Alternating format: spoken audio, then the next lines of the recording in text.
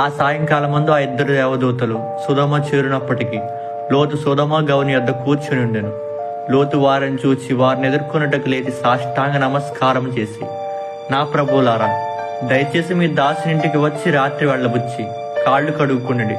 మీరు పెందలగడ లేచి మీ త్రోవను వెళ్ళవచ్చునను. అందుకు వారు, అలాగూ కాదు, నడి వీధిలో రాత్రి వెళ్ళవచ్చుదామని చెప్పిరి.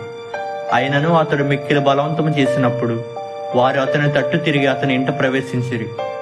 అతడు వారికి విందు చేసి పొంగన రొట్టెలు కాల్చగా వారు భోజనం చేసిరి. వారు పండుకొనక ముందు ఆ పట్టణస్థులు అనగా సొదొమ మనుష్యులు, బాలురును వృద్ధులను, ప్రజలందరూ నలుదిక్కుల నుండి కూడి వచ్చి ఆ ఇండ్లు చుట్టుముట్టిరి. ఈ రాత్రి నీ యొద్దకు వచ్చిన ఆ మనుష్యులు ఎక్కడా? మేము వారిని కూడినట్లు మా యొద్దకు వారిని వెలుపలికి తీసుకుని రమ్మని చెప్పగా, లోతు వెలుపల ద్వారమునొద్దనున్న వారి దగ్గరకు వెళ్ళి తన వెనుక తలుపు వేసి, ఈ మనుషులు నా ఇంటి నీడకు వచ్చి ఉన్నారు గనుక వారిని మీరేమీ చేయకూడదని చెప్పినప్పుడు వారు నీవు అవతలికి పొమ్మనిరి. మరియు వారు, వీడెవడో మనలోనికి పరదేశిగా వచ్చి తీర్పరగా నుండి చూస్తున్నాడు కాగా వారికంటే నీకు ఎక్కువగా కీడు చేసేదమని చెప్పి లోతు అన్న మనుష్యుని మీద దొమ్మిగా పడి తలుపు పగలగొట్టుటకు సమీపించిరి.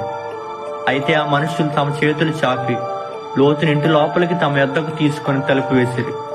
అప్పుడు వారు పిన్నల మొదలుకొని పెద్దల వరకు ఆ ఇంటి ద్వారం దగ్గరనున్న వారికి